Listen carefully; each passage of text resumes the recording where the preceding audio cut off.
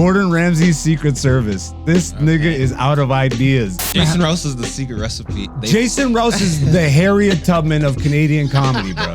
And if you look up his photo, you'll be mortified by what I just said. How was your week in comedy? Oh, man. Oh. Everyone knows a nigga can't swim. Oh my God. You can't swim? I can swim, just not for a long Don't say period that of on time. camera. I can swim too. Come on now. Can you tell me your opinion on my writing process? Newbie here. Everything is digital now. Everybody had notebooks. Yeah. When I started, You had to chisel your set list. Westside Gunn and Smoke DZA are taking Fourth Rope Wrestling to Fashion Week in Paris. Boom, boom, boom, boom, boom, boom. Hey, it's Hen Dog.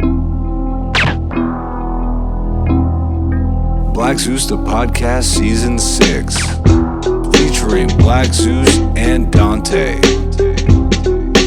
aka Black Zeus on YouTube, Patreon, and Instagram. Alright, I'm done.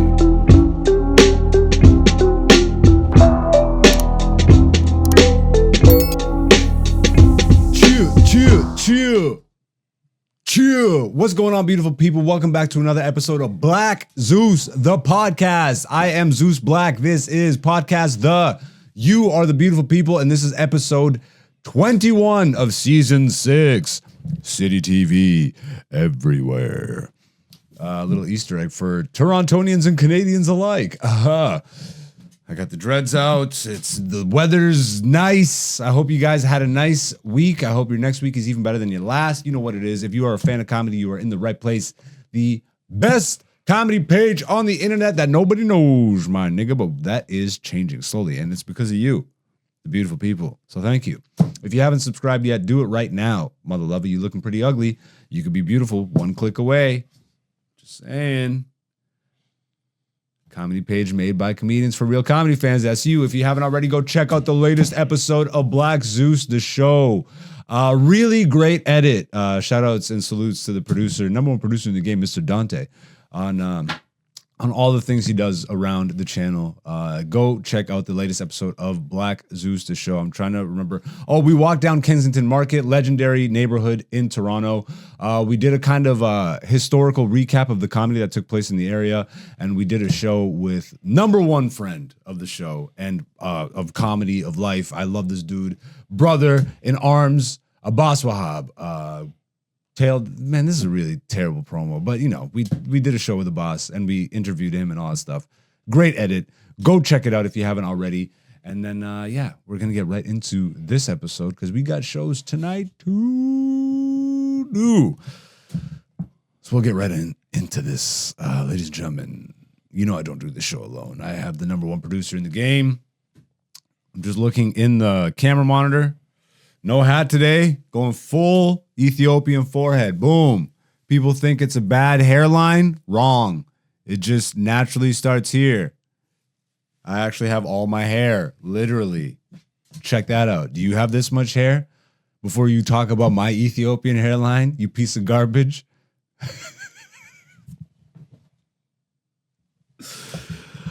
Speaking of dreadheads, you know, the producer on this show has dreads, baby dreads. He's also a baby comic, number one producer in the game, baby. Ladies and gentlemen, that was suspect. That was suspect as shit. Dante's in the studio.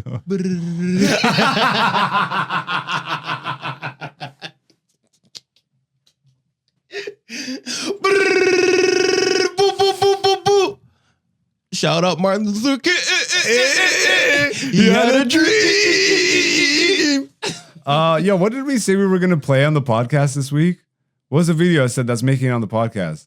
Did you send it to me in a DM? Oh, I did. Okay. Make sure it gets on. Yeah, okay, yeah. Make sure this gets on the show. Now I gotta copy this link. Oh man. How you living, bro? Blessed and highly favored. Excellent. What you been up to?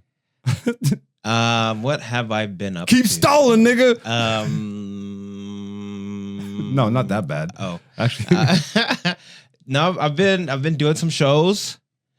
Been producing podcasts. Okay. That sounds pretty regular. You've been watching anything, playing anything? Like what? You're gonna fill out the whole podcast. I watched The Bear. Bam.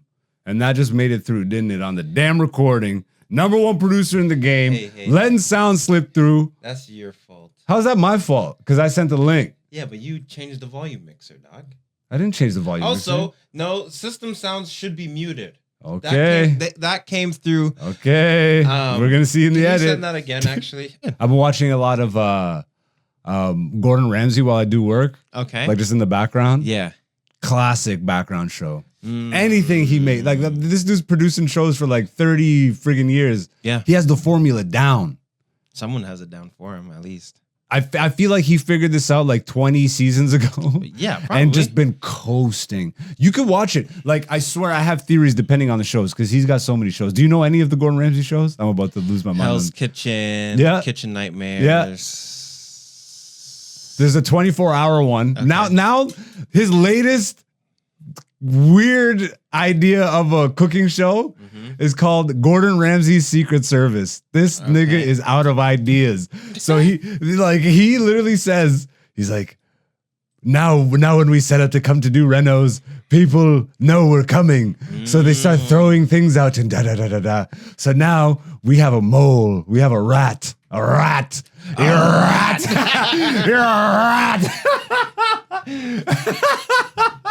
Oh, that guy's never fighting again. So yeah, he gets a mole at the restaurant who pretty much spills the beans. It's always somebody who It's when like you undercover watch boss. when you watch it, it's not even because they just show up. Yeah.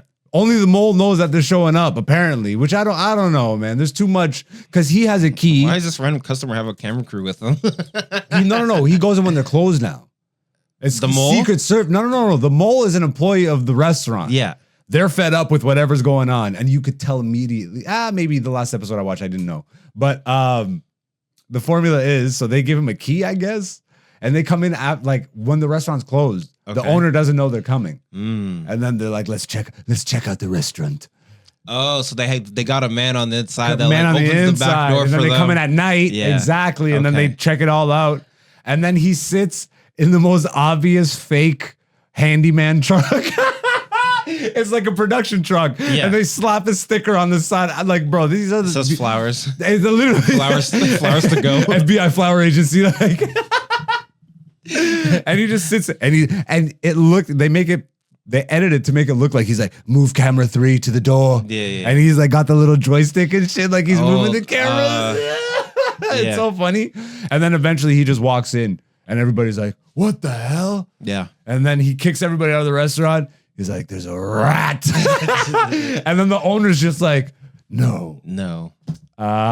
Anyways, he's got the formulas, bro. This guy, I don't think he cares. Like, I think he's very good. Okay, he cares to some extent. Yeah. Especially if these people do work for him to some extent. You see the Hell's Kitchen people, they end up like running restaurants for him and all this stuff. So there's got to be some sort of pathway.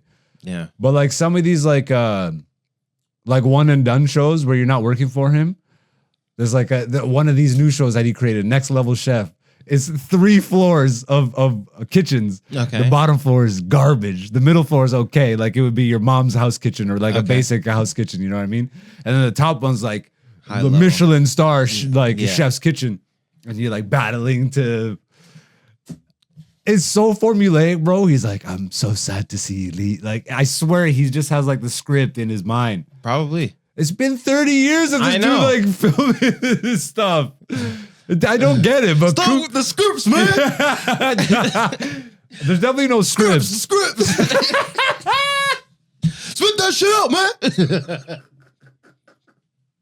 Anyways, let's get into the damn thing. Let's do comedy recaps. What this podcast is actually for. The show is the visual companion to our comedy careers where we bring you along and show you visually what it is to be a comedian. I mean, this podcast is visual, so what I just said is dumb. But the podcast is started more audio. Anyways, this is where we come week to week to break down what the hell we've been up to in the friggin' world of comedy. All right? Get off my back. Did you leave? Some of you left. Comedy fans rejoice because we are in the midst of a comedy recap, ladies and gentlemen. You know what this is. This podcast was built for this shit specifically, and we're adding all these other things to it. Dante and myself, week to week, come here and break down what we've been up to in the world of comedy. I will start. Monumental in terms of just energy. Monumental in terms of the people I was around. I mean, you were with me. I'll take it back to Nubian. Okay. So we're at Nubian show, and I didn't know who was on, and I gotta drink more tea before my show. I'm not gonna talk after the podcast. Dave Merheje was there, and to me, Dave Merheje, to everybody, Dave Merheje is a Canadian like legend. To my class, like I'm sure he's not like known like Norm Macdonald and stuff like this, but if you are a fan of Canadian comedy, you know Dave Merheje. And he's been a part of really successful projects. Like he's on Ramsay, which is Golden Globe, or did they win an Emmy? They might have won an Emmy, I believe. But like he's got credits to boot. But the reason why I love Dave's been doing it for much longer than me. When I first started, I damn near idolized Dave. Okay. And the reason is he was the first person that I noticed who like made things work, but stuck to his own. And it just, like, I'll break down what I mean by that, but it just, like, it always stood out to me because that's essentially where, like, that's who I am, bro. Yeah. Not that I'm a loner or anything like this. Like, I'm with the people, but I like my isolated time. And I also need to be around specific energy. I can't be around, and I learned this over time. But Dave was one of the ones that I watched, and I learned a lot from even just watching. And I would talk to him here and there over the years. But it was almost like starstruck, even though he wasn't like that. But I felt that way towards him because I'm just like, bruh, he is just naturally everything that I know is within me. Yeah, he's just created a whole lane for himself, but he's not associated with the shit. And that's especially when I started to really, I've documented it on the podcast a ton. Yep. All the weirdos I've experienced in the game of comedy and all this stuff. Like they're still around, just some of them. Like some of them, we've all progressed to some extent. We're adults now and it's not that energy anymore. With some of them, it still is. But overall, I just think things are healthier. But I definitely learned so much in terms of paving my own way, figuring out my own thing by watching him and specific others. And it was the first time where we had like an hour, like we just sat in the green room. Yeah. You were there for a little bit and then you walked out, but it's like, it was crazy for me to hear from Dave to be like, yo, I watch your stuff. I love like the direction you guys are going. Yeah. He said he was yelling at a screen. He's like, I wish I was there because I had so much shit to say. And one of the things he said during our conversation was just that he sees a lot of the same frustrations. And it makes so much sense. It's the reason, like I was seeing myself in him. Yeah. But it was crazy to have it reflect and come back and say, yo, I see like myself in you. Yeah. Coming from him. I was like, holy shit. I'm like, this makes so much sense vibrationally. Like, and like that to me is the template. Yeah. You know? And then this got even crazier because you know the OG that we love the most around here. Well, I can't say the most because we got Kenny and like, but one of my absolute closest people in this comedy game. Like I owe a lot to this man, Jason Rouse. Yep. Same thing with Dave. Jason was there for Dave. Like there's certain, and I was talking with Jason today on the phone. Yeah. And I brought that up. Yeah. He's like, bro, the things that I like, it's the same. Jason Rouse is the secret recipe. Jason Rouse is the Harriet Tubman of Canadian comedy, bro. And if you look up his photo, you'll be mortified by what I just said.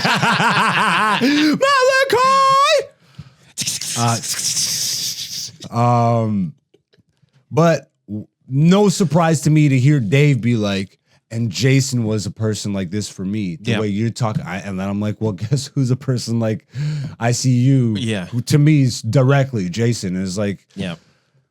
And then we just sat and talked, and he just broke down. He's like, bro, everything you're saying, I have said. Yeah. and everything you vocalized, I have vocalized. Mhm. And to some extent, I don't even think I saw all of it because I was new. I was around, and there was like a little bit of a period where we were in the scene together. But then he went to New York, and and then LA, and then he like created his whole life. Yeah. And I've just been watching from afar, and every once in a while I send him like congratulatory messages and stuff. But I didn't know he was watching us like this. So it just like, Yeah. But then he was real with me. He's like, it's the same thing where a couple years back, Kevin Saldo, another salutes to the brother, Kev Saldo, sat me down when I was doing the comedy villain stuff. And he's like, you die a hero or you live long enough to see yourself become the villain. Yeah. Dave Merheje came at me with the same shit. Yeah. He's like, but I at least now too, I'm very grateful because I've gone through the motions myself. Yeah. I am purposely being vocal, but I'm also so much smarter about it now. The way we present ourselves. Yeah. I feel, at least to myself, I don't feel like I'm doing this even though I never felt like I was doing this, I get the perception and how I was presenting all my ideas and thoughts and content and all that stuff. Definitely looked like that type of shit. So he as a brother would do, as an OG would do, he sat me down and like reined it in. Yeah. Make sure you're doing things purposefully. And then, because like there's zero opportunity in Canada. And he was breaking it down to me how he used to be vocal about like certain festivals and all this stuff. And then he's like, well, I'm working with them now. It's like there's only so many avenues in the country. The one thing that, and another bro, I've been having a lot of like high level conversations with some really great people. Sterling Scott, I got to shout out Sterling now. Shout out Sterling. An absolute legend in the game, like a I'm legend in the 40. making, bro. 40. Canada's Got Talent finalist, but that's honestly like one of the. That's just a recent credit that is great, but to me, this dude is so much more. He's like, to me, and I told him this when we had the phone call this weekend because we were having similar conversations, and he's like, we're gonna go out west. We're gonna go out west.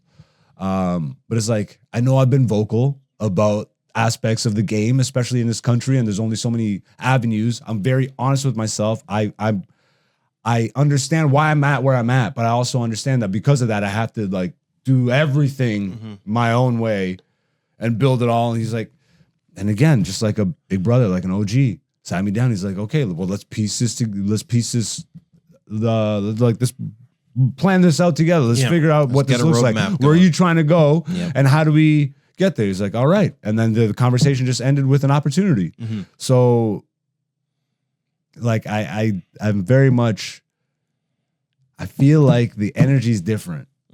But man, like I had great sets, but to me, like this is what I mean by this is why the comedy recap is about. Well, it's not necessarily just about the show breakdowns because I've done 3 or 4 shows, but to me this is like. But I wanna add to this kind of portion of the recap. Yeah, go ahead. Because last week I talked about not having the tools. Right? About like, when my stuff's not working, I don't have the tools to go in the crowd. And then I see Dave with the whole tool belt. Like the Batman. Like Batman goes in. He probably crushed the hardest. Like, bro, Dave is one of the most high level comedians, bro, that I have personally seen grow and like come out of it. And he was already a beast when I first started. But like in terms of like comedy recap, to be like, man, there's a skill that I know I need, and then I see it. And it was that skill that you were talking about. That's the exact skill that I was talking. What did we say? Like, are you afraid to go against the audience? Well, that was one aspect, but not go against it, but even just be combative with them and like. I saw him throw his set out the window. Yeah. And just go in the crowd. He's going at this guy. He's like, oh, I know you ain't talking. Da-da-da-da-da. Just going back and forth. Throw the hat on the ground. And I'm like dying of laughter. I'm like, that's high level stuff. And so it's like, dang. That's the skill that I was talking about last week, and then I literally saw it like happen in real time. Okay, that's a benchmark. That's a target that I. Merheje is absolutely, and it's great that it was at Nubian too. I know, yeah, because like those benchmark dudes don't come around that often anymore. Yeah, you know what I mean. Like if you get to see tricks at Nubian, I'm trying to get Rouse on Nubian. Yeah, I saw tricks because he's in town. Yeah. Bro, I told him like you gotta message Kenny, man, because there's no way you're in town and you don't, bro. You need to see Rouse in a packed Nubian show, bro. Yeah, Literally one of the hardest kills I've ever seen ever at any show I'm ever. dying of laughter right now. And I haven't even seen it yet. He I did the just paint know. bucket. Yeah. Ah, bro. Here comes Mr. Jingles. And I have, and like, it's just perfect. It's like, these are the lessons that let you know. It's like, yo, like you build up the skill, but then it's not just enough to build up the skill. You have to really believe in the skill, bro. Yeah. Because that's what allows Dave to be like, F it, I'm throwing the set out and I'm just diving into the crowd. I literally saw him throw the set away. Yeah. He said, flip the chessboard. And I'm just going into, just nose dive into the crowd. Yeah. For 10 minutes, like 15 minutes straight. Yeah. Banger. High level. High level stuff. High level. And because I think last week in the Comedy Skreets, we talked about, I think if you do all crowd work, it says that you're not a good comedian. It's like, I think when you are a really good comedian, it shows that you're a really good comedian and nobody's looking at you doing crowd work as, this guy doesn't have jokes. Yeah. Because he even started with, like, he was doing bangers. Yeah. He was having, bruh. Salutes to all the people we just saluted. Double salutes, triple salutes, bro. It's salutes to Kenny. Salutes to saluting. Bruh. I guess just to I'll briefly do one of the shows. I was at Kitchener yesterday. Okay. Packed little Irish pub. And when I tell you, like, we walked in and it's just like, you don't know how it's gonna go. You just really don't. You got this feeling in the pit of your stomach. The host, he was like, I don't really host, but he did good. Okay. You know, he did good. The first comic, like he struggled. It was a little bit rocky. But, and this is what I'm saying. This is why we were all kind of weary. All the comics were like, get ready to work, bro. Because while the host was up there starting the show, one of the bartenders came, and this is like in a tight little Irish pub, yeah. Mm-hmm. And it's like just a microphone stand with a backdrop. Okay. Shout outs to Sandy and Rusty Nails, bro. Puts on fire shows. Like, you know, they start off like weird, but then they always end up being great. They asked the first act, can you turn up the volume on the speaker when you go up there? I was like, and so we all just look at each other. We're like, here we go. And he spent like the first minute and a half just adjusting the volume and trying to figure it out. So he was kind of, yeah. He got set up. You know what I mean? he got sacrificed for the show. But I'm watching this and bro, it was tough for him. You know? He was working. Mm-hmm. And I'm just like, what do we say? What does Patrice say? If I bomb, we all bomb. I just said to myself, I looked at Jeremy Dobsky was there and he was headlining. I said, dude. I said, I don't like to do this, but I'm going all old and I'm just going to beat them upside the head with laughter. Okay. What do you mean by going all, like old jokes? Like I just didn't even bother doing anything that wasn't established. Okay. I'm like, I'm just going to beat the shit out of these people with laughter. Yeah. And I went up there and wow first. And then I after we talked about Dave like this, I don't want to try and compare, but it got to that place where I just kind of did crowd work for like a good 5 to 7 minutes. And I was just like going at him. I'm like, and you know how I do, especially with the older white ladies. I like saying I'm a them because it's just like it always goes to a certain place. I can tell which ones are the freaky ones. Yeah. And I always call them out. And bruh, like I had this one couple over here. I had this one whole table in front of me. And it's almost like I was like a waiter. I was like serving this table, and then I was serving this table, and then I would switch back, and then I was like, I didn't film it, which is like kind of a shame, but to be honest, that's how it goes. Yep, that's how it goes. Yeah, I don't know. I just had a really great week in comedy, and I think that's like stretching into. I feel something's happening, and then to hear Jason say that on the call earlier too. He's like, something's happening. And I like, we were about to hang up the call. Yeah. And I just like extended it. I'm like, bro, I fucking know. I feel it too, bro. Everybody's working in the right way. You notice like the entire comedy community in Toronto now, how everyone has kind of figured out an online lane for themselves. Yeah. Everybody's working. Everyone's working. And if you're not working, you're slacking. You're- and if you're slacking, you're behind. And if you're behind, you're dead. Salute to Dante.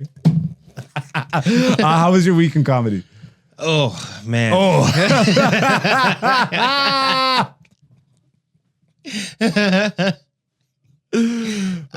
Okay, so I did what did I do?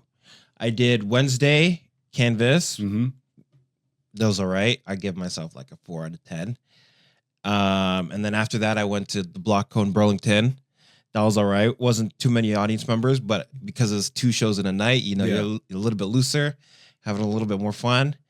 And I kind of had that same situation you're talking about where there's like, you're kind of flirting with the white ladies. Yeah. So like I As called, all those black comedians love to do. Giga Thiga. they're like the older white ladies. So we're talking to them and, you know, I kind of riffed at the beginning and then one of them came up to me. She's like, oh, you're so funny. And then blah, blah, blah after the show. So that's a milestone alert. That's the best sound. So we don't need a soundboard, No, bro. we don't. We're black. We are the soundboard. Yo, white people invented soundboards so they could. Nah, this is I'm just. But Thursday I did the corner. Did my first 5-minute spot at the corner. Ooh, okay. Oh, Thursday booked Mike. Yeah. Shout outs to Kirby Darius for the opportunity. Curb. Yeah. Was he hosting? No, Hershon was hosting. Okay. How Yeah. did Curb get you the spot? You messaged Joe, I think. I don't know. Oh, really? I think so. Oh, bro, I'll try and get you the freaking. Tonight? Well, I'm on tonight. We'll see. Oh, it's Sunday it's though. probably booked, There's but- no. There's no. I don't think they do drink spots because Okay. Sunday they combined the 2 shows. Okay. So no, you did the 5-minute spot. I did a 5-minute. I don't know about the 5-minute spot. Yeah, because how many comics were there? Like 6, 7, 8, maybe. Oh, it was the mic. It was the pro mic. I don't know. I don't even know what show it was. I just go. God do- damn! I just think do you my did the time. pro mic. I don't know. I think you did the pro mic. Yeah, you did the pro mic because the one Tuesday is the am mic, the amateur mic. Yeah. Thursdays are the pro mics. I'm pretty sure. It was mostly pros, but it was one of those crowds where I'm like, man, I need to learn how to actually work. And I'm being serious. Like, all I have is my material. Yeah. And as soon as it starts to go down and they don't like it no more, I don't have the tools to go into the crowd and talk to the people that are there. Mhm. So I need to start practicing that. Not to like be relying on crowd work, but like I need to find a way to bring the energy back up. That's not just from the material. Because I find that like You could always drop a. This guy knows what I'm talking about. I don't even. That's what I'm saying. I don't even know what to drop. I don't got nothing. You know what I would recommend? Find a drop-in improv class. Okay. This is a crazy suggestion coming from me, given how much I don't like doing improv anymore. Mhm. Like just straight improv. But I always say this: the reason I feel like I'm as good as I am is because I tried improv first. I did 6 months of improv before I realized that I hate it. And then the comedy is what I wanted to do. Yeah. But my first set, I was doing crowd work because I had done the improv. Uh-huh. It just like I guarantee you can find like free drop-in improv classes. Okay. I don't know if Hamilton still does them at the Staircase, but I would look into that. Okay. Yeah. Because that's where I did them all those years ago, and they Yep. still that's like an improv heavy place. Yeah. And they have the amateur improv classes, which I'm pretty sure are just drop in, Yeah. and that's where you'll. Just get you comfortable, even being in an uncomfortable situation and thinking fast. Well, yeah. Like I can think fast. And yeah, I'm not saying you're slow, But slow. Slow. No, but it's more like, at least for me, Yeah, I think I'm putting so much emphasis on I only have 5 minutes. So let me make the most out of this 5 minutes by doing 5 minutes of material. Does that make sense?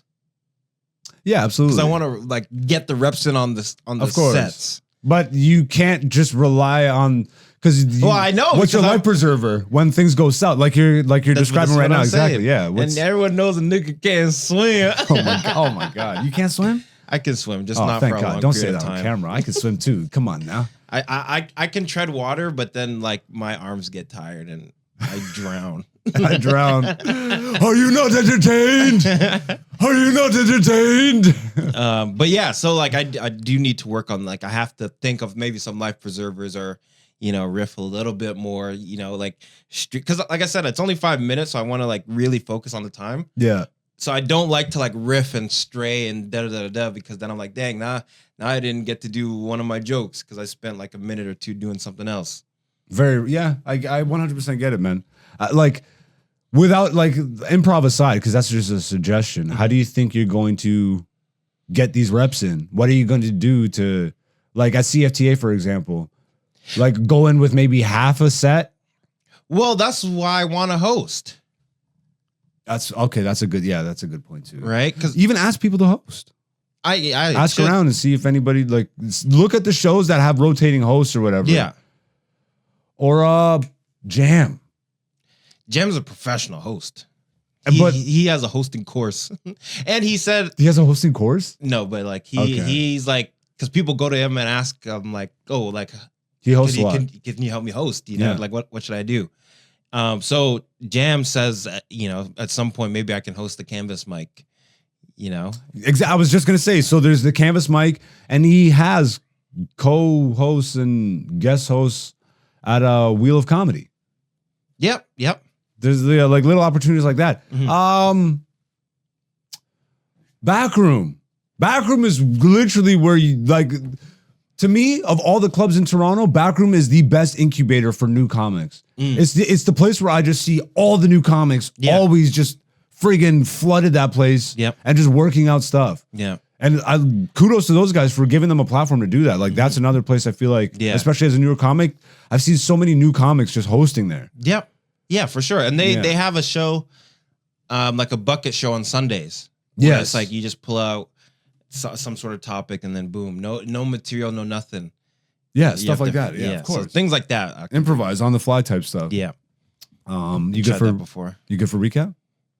That's it for recap? And then I closed out last night in Cambridge.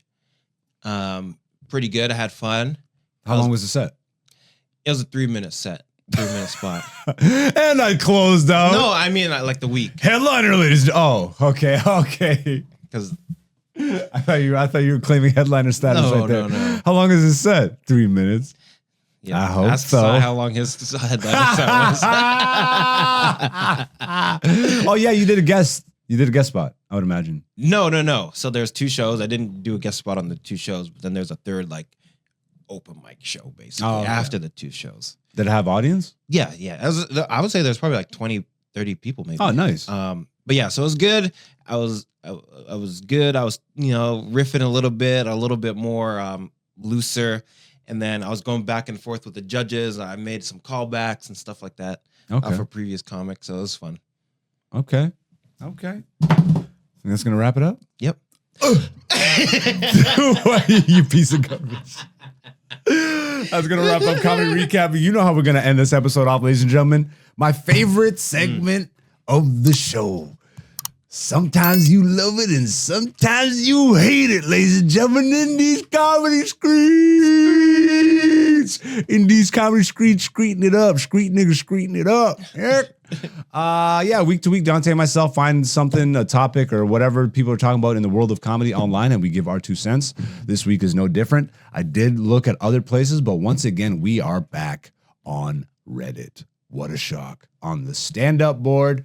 This was posted by Hot Oatmeal. Can you move the mouse? Thank you, just for a clean shot. Can you tell me your opinion on the writing adding words much? Can you tell me your opinion on my writing process? Newbie here, very new to comedy. I have a ton of jokes and am about to move to the city where stand-up/open mics are more accessible. Currently, all my jokes are in my phone. I am just starting to get into formal writing. I bought a notebook and write about 10 jokes, sometimes more, on a topic that I liked and think is funny. Then, when I write out how many Then I write out how my set would look. It turns into big block paragraphs. I time myself and punchlines are paced about 10 to 20 seconds apart, but I literally have so much on baseball, for example, that I could easily hit 10 minutes on just that topic. Could I go to an open mic and talk about baseball for 5 minutes? Sure, but I feel like I would want to try my bigger hitting jokes on a broad range of topics at an open mic. Should I be focused on these big hitters and writing? Even talks in baseball. Should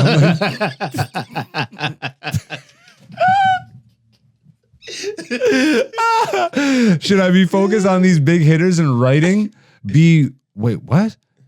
Should I be focused on these big hitters and be writing intentionally for open mic? Bro, that hurt my brain. Anyways, or continue my big block approach for longer sets. I don't know if I'm making sense. No. But he's making sense. He's making sense, but your typing is less is more. But would love to clarify if any of you have any questions. Can you tell me your opinion on my writing process? You're doing too much. that's my personal opinion. But I'm of the camp of I write on stage. Mm-hmm. I've documented this. Like I have the ideas. I jot the ideas down. Now it's almost like small paragraphs. I'll get the whole joke out with the title to remind myself, try it on stage, and that's where the writing and editing. You know, I was just thinking about like that process that you're doing. And I think even doing that for me would get me more comfortable on like veering the path. Because what you're basically doing is you're looking for the path on stage. Yes, I get what you're saying. Because I have the destination. Exactly. I write down the punch or the really funny aspects of the joke. But you don't know how you're going to get there. I don't know how I'm going to get there. Yeah. I just figured that out. Mm-hmm. Well, so you have an idea and you write it all out and then you tell it verbatim?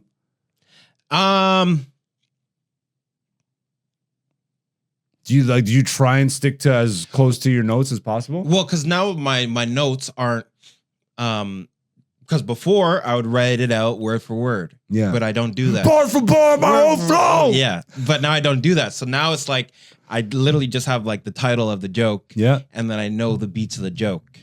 Yes. Right. But what you're doing is you know the punchline, but you don't. You're just like, okay, well, this is the topic. Now, how do I did it? Well, it's been refined because over time, like, yeah, like it's weird because I can only really kind of describe what my process is now. But what my process is now is my brain fully forms the thing out before I even get to the phone. Mm-hmm. Whereas before I would have to, like, this is all trial and error. I'm like, okay, I want to remember this joke. Give it a title first. Yeah. That's where that started from. But now that's just like, now my brain is just locked in. Here's a good title. Like, that's why you're always hearing me be like, Mark, that's the title for the episode. Yeah.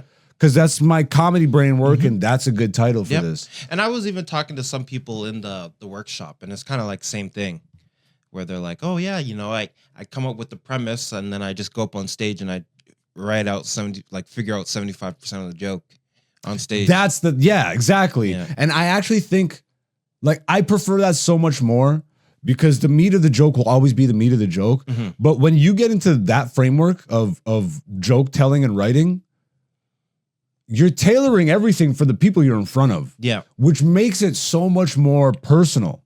Exactly. I'm like, nothing annoys me personally more than when I'm standing at the back of a club and I'm like, joke.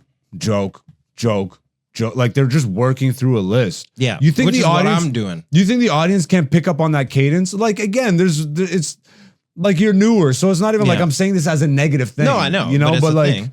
But if I'm picking up on it, yeah, I guess I'm a comic, so maybe I have a little more insight as to it. But when it's really obvious, I think it's really obvious to everybody in the room. 100%. Yeah. And that's another thing that I'm even working on. Like, I was thinking about this on my drive home yesterday. Yeah. Because like, okay, now that I have the set that I'm working with, I can go through it, but make it not sound like they're jokes.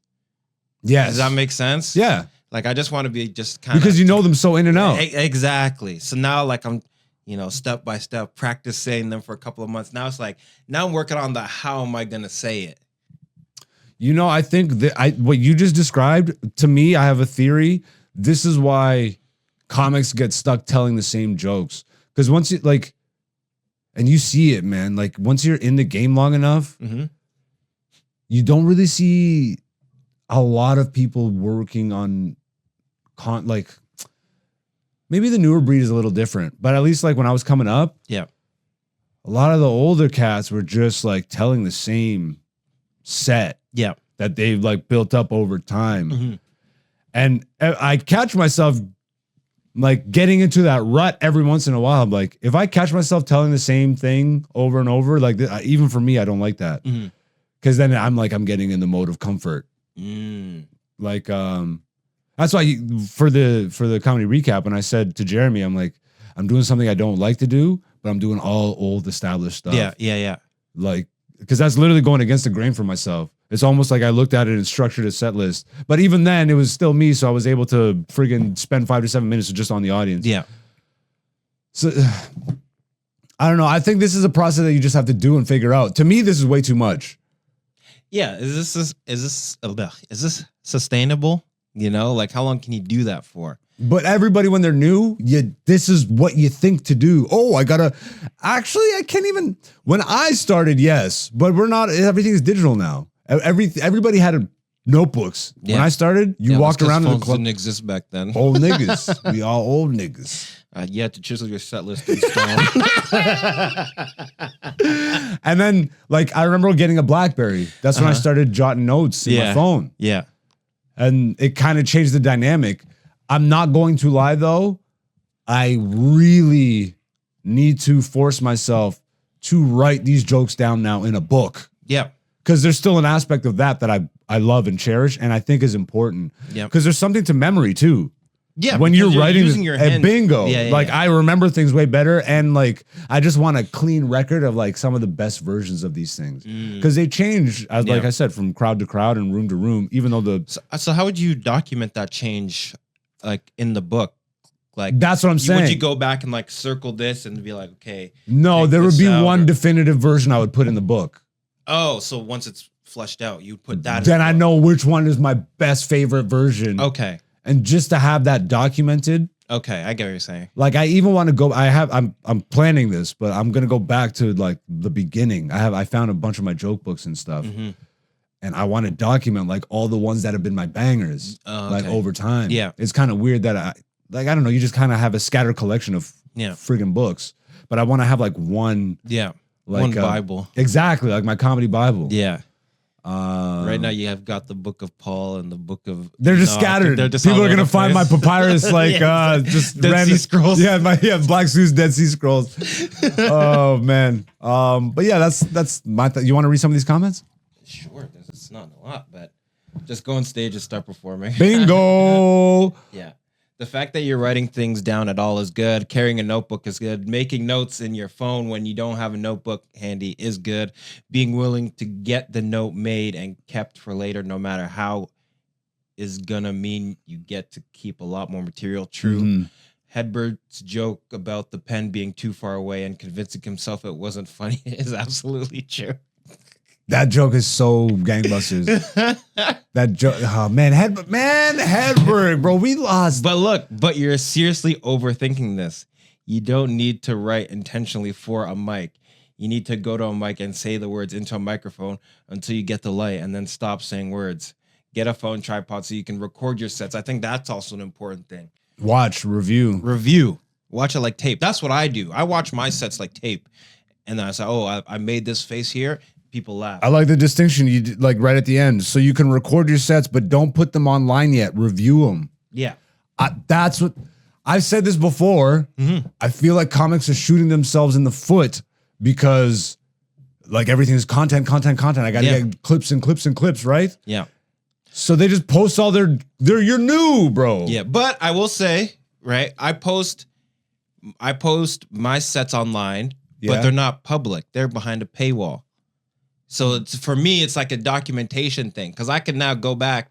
Yeah, no, you're not making reels and content out of your... I made a few. Like, I'm not even gonna lie. But you're gonna use the ones that you have like funny moments and stuff. Of course. But like But to put everything out as you're learning, to me is shooting yourself in the foot because now people think you suck. Everything you're putting out is mid. That's why you have to pay to see that I suck. You had to pay $4.20 a month. Shout out to the half-baked kid, baby. The 420 champ up in this piece.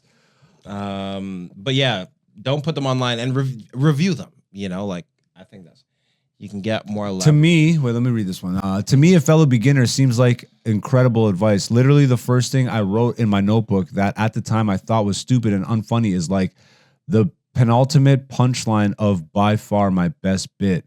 And he's commenting on being willing to get the note made and kept for later, no matter how, is going to mean you get to keep a lot more material. When I read that, I thought of the Seinfeld episode. Like he put the Hedberg example in there, but there's a whole episode of Seinfeld where he's trying to remember a joke. He wakes up from a dream and writes it on a napkin, but it's all like he's in his sleep. You know, I do have a bunch of those notes. Yeah? Yeah, because I get into like this meditative state before I go to sleep. And if I go in with a writing mind, jokes will start to appear. And my phone is always on the other side of the room. So you keep like a pen and a pad? No, I get up and I walk over and I make sure, like, you want to take comedy serious? Get out of bed at 4 a.m. I do that, yeah. And I haven't done that in a long time. Write it down. I am most creative right before I sleep and right when I wake up. Yeah. Super creative, like this. Because you're in that's where I get my editing mode. You're in that space, you know. You're not fully dreaming, but you're not fully awake. I did like 4 days worth of editing this morning. Sick. And I just cranked it all out because it's just like you're in that flow state, like you said.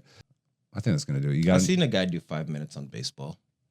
You might end up keeping a minute of it. Yeah. Until I work a joke multiple times at different mics, I don't really know how or where I want to keep it. Thank you. Thank you. Come again. We'll get into this. I've actually been excited to do this. I was sad. Let me drink some more tea because I can already feel like, bruh. So we didn't record yesterday because we went to wrestling on we went to wrestling on Friday. Yeah, we heard people. We went to Super Kicked in Toronto. Shout outs to Jam Easy for hooking up the tickets. Shout outs to the 420 kid, half baked kid. That's what he goes by, HBK. Anyway, shout outs to Chris. And now you get it. Yeah. So you hold up the doobie. No. And he does a little doobie dap. No, but because you guys are saying he looks up to the Heartbreak Kid. So if he's the half baked kid, yes, that makes sense. Do you know who the Heartbreak Kid is? Wrestling trivia right now. Yeah, he was at WrestleMania, beat up. Shawn Michaels. Okay, he's mad old though. He is. So he came out. He's like, let me just pause for a second because we got to do something this week. Ladies and gentlemen, this is the Fourth Row Wrestling goddamn minute. Because we heard people. Oh, bruh. We said this is the place to be if you are a Fourth Row Wrestling fan, and this is where it all begins, my nigga. Because Westside Gunn and Smoke DZA are taking Fourth Rope Wrestling to Fashion Week in Paris. Crazy. Oh, bruh. Westside's Gun.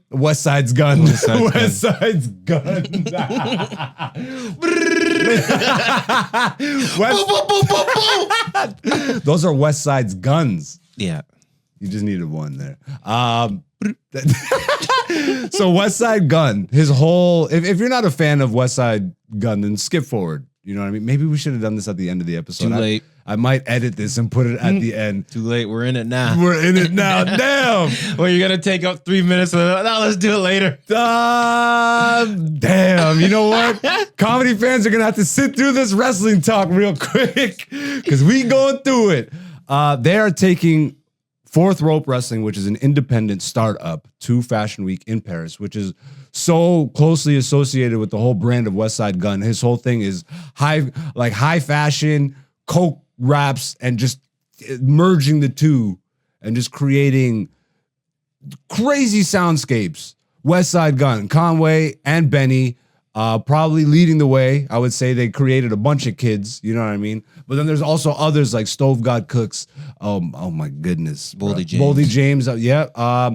Who's the dude that runs with Boldy James? The God Fahim. Although he's newer, I feel like he's still Hami. Mac Hami is oh my God, Rock Marciano. Yeah. Bruh. All these niggas have teamed up. And like the reason I get so excited is because I am a wrestling fan, nigga. I grew up a wrestling nerd, all right? And low key, because like you couldn't really be public about it. And then eventually the Attitude Era became a thing. And it's like everybody, like it was so popular that girls were like openly wrestling fans in elementary school. And then it became like the loser thing again, you know what I mean? So everybody just kind of is like hush hush about it. And now it like my generation grew up. And it's like, we run wrestling, nigga. Like, Westside is creating, to me, the absolute next wave of wrestling. Yeah. YN wrestling. Well, you know, wrestling is in a really healthy place. Yeah. And I don't want to talk, like, I want to be very careful when I talk about this stuff because, like, it's so, like, divisive. Okay. It's so tribal. I only watch WWE. I only watch AEW. It's like, bro, there's so much wrestling right now that literally whatever your style, it's there for you. WWE is more mainstream, but they are doing absolutely gangbusters when it comes to like long-term storytelling and stuff. If you want like high pace, fast, really like hardcore action, AEW is where it's at. Fourth Rope is the perfect blend of everything that I have. The only blend that I've seen done this well. And it's because Westside is hip hop. Like he is entrenched in, and you know how I feel about this word, but when it comes to this nigga, he is the culture of coke rap. You know what I mean? It's their lane. And they brought that to wrestling, bro. And the whole arena's out. Everything's freaking red. Like it doesn't make sense when you really stop and think about it, but it makes all the sense in the world. Yeah. The backstage footage they show, Snap God's mixtapes, it's all filmed like a DVD, tape, like an old school bootleg smack DVD. Yep. Aesthetic with the grainy footage and the VHS like color lines and all that stuff. Yeah, what I'll say, because like what I like about it is that it's so uniquely like West Side. Like you'll see a whole bunch of other indies. And DZA. It's definitely like they've got their thumbprint in there. Yeah. I gotta like button these. But I mean, like when you see other indies, they just look like another lower grade, no offense, but like lower level WWE. You get what I'm saying? Whereas this one, it's like a full-on hip-hop show. Like it's funny because you didn't grow up like you're not a wrestling nerd to the extent that I am. Yeah. But you're still able to pick up on the fact that most of these people are like trying to look and feel like WWE. Yeah. Which is a bit like AEW, I will give them their credit. They definitely have their own look and feel. That's the point. But they are 100%. And I think it's gotten bad because when they first started, they were so original and so their own thing. And WWE was in such a crappy spot. Okay. Vince was still in charge and the storylines largely were not liked by the fans. It was just like cookie cutter BS. Mm-hmm. And then eventually NXT started really taking off. Triple H started getting the reins of creative and stuff. And then the long-term storytelling started really clicking. And then AEW just started fumbling. Like they were really ahead in terms of storytelling. Like I was watching it there for like 3 to 4 years where I was just glued to every episode. Me and my homie would just watch, smoke weed and freaking like watch every pay-per-view. We knew all the storylines. I couldn't really tell you what's happening. I'm getting back into it slowly here. I'm seeing because they're coming into their major event for the year. Okay. So I want to like be caught up on all the storylines. And it looks like they're in a healthy place again. Like they're really trying, but it still does feel like WWE's little brother. You know what I mean? Like they still feel like they're trying to chase that market. Yeah. Look and feel where you're 100% right. Like Fourth Rope is its own thing. And the fact that they got like the last one we watched, Heels Have Eyes in Vegas. Heels Have Eyes 4. If you are a wrestling fan, eyes for the culture. For the culture, go check that out. It's on YouTube. They stream on YouTube. They put all their events out live on YouTube when they air. Yep.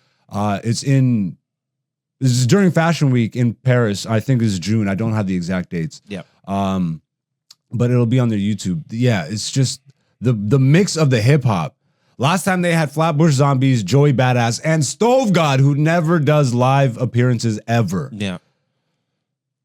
Like, I think I told you, I showed it to my friend, like we were watching it and he's like, wait, Stove got performed? And this guy literally like, he reacted like we were teenagers, like, oh my God, and he did this one? Yeah. What? Like, it was, bruh. Fourth Rope is absolutely my favorite thing about the business right now. I have such fun watching it. He pulls the best indie wrestlers. I think Zilla Fatu is his champion right now. He's the champion of Fourth Rope. And like the whole Fatu clan, that's the lineage of The Rock and all like Roman Reigns, the Usos, Jacob Fatu, literally. Yarami! I'm about to dog walk their ass. Anyways, definitely be on the lookout for our Fourth Rope. Pray for Paris, live from Fashion Week coverage. We won't be live there, but I'm gunning for it. We're gonna work with Fourth Rope some way, shape, or form. I'm too much of a wrestling nerd, and I'm too much of a Griselda fan. Like, I'm made for this shit, my nigga. This is my audition tape. Westside and DZA. Let me do, bro. I've been doing comedy for 14 years, my nigga. I know how to work a mic. Put me on Snap God's mixtapes in the back, and let me just run. I don't need to do commentary on the desk. You know, because as much like I'm honest with my fandom, just like with UFC, I've been watching literally like since the first Ultimate Fighter, and even before I was watching slightly, but I really caught on then. Yeah. But when it comes to wrestling and fighting and stuff, like moves, I'm not calling out moves like that. I know them, yes, but not to the extent where it's like you can name me every move, every fighter's the friggin' stances and like you know what I mean, like. So I watch differently. Even now, I'm realizing like I don't even really remember lyrics. Ever since I started comedy, like lyrics are out the window for me. And what I equate that to is I have so many jokes I have to remember. Growing up, I never got lyrics. Like I never paid attention to the lyrics. But now, like I'm starting to like just finally actually started to like hear the lyrics as I've gotten older. Interesting. Yeah, I've always heard the lyrics. I was definitely better with lyrics when I was younger. Yeah, but for me, it's comedy. I have jokes memorized in that space in my brain now. Yeah. Well, because now, like, I think it's for me, like, the ADD brain where I listen to the same songs over and over and over and over and over again. Whereas, like, before, I just didn't even care for lyrics back in the day. I was more like, does the beat go hard? Can I dance to this? Can I dance to this? Anyways, we hurt people. We hurt people. We hurt people. That was this month's Fourth Rope Minute, ladies and gentlemen. Make sure to be on the lookout for that shit. And now, that's going to wrap it up for this episode, ladies and gentlemen. Got shows to go to and people to make laugh. Once again, if you haven't already, go check out the latest episode of Black Zeus, the show on the channel. We were on road at Kensington Market in Toronto and at a show with a friend of the show, a comedy brother in arms, Abbas Wahab. Great interview, great episode. Go check that out. Go support live comedy wherever you are. The next Chappelle is in your neighborhood. The next your favorite is in your neighborhood. They just need your support.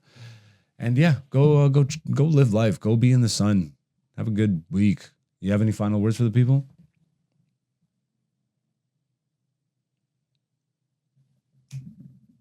All right, where can the people find you?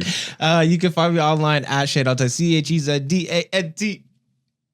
Follow your boy. Hey, and I'm AKA Black Zeus on all the socials. But here is the place to be. If you haven't subbed, do it already. Do it, please. And Instagram. Those are my main two. Till next week. This has been Black Zeus, the podcast, season 6, episode 21. Peace. Hey, it's Hen Dog. Black Zeus, the podcast, season 6. Featuring Black Zeus and Dante, aka Black Zeus on YouTube, Patreon, and Instagram.